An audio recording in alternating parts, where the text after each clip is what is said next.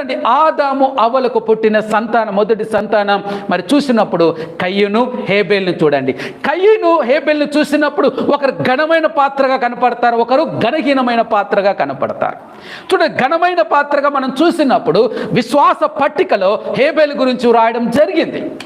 అక్కడ హేబేల్ను ప్రభు అంటున్నాడు కదా, ఎంత శ్రేష్టమైనటువంటి ఏమంటున్నాడంటే విశ్వాస పట్టికలో హేబేలు ఉన్నాడు.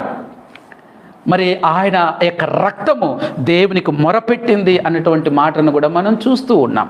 ఎంత అయితే ఘనమైన పాత్రగా ఉన్నాయి.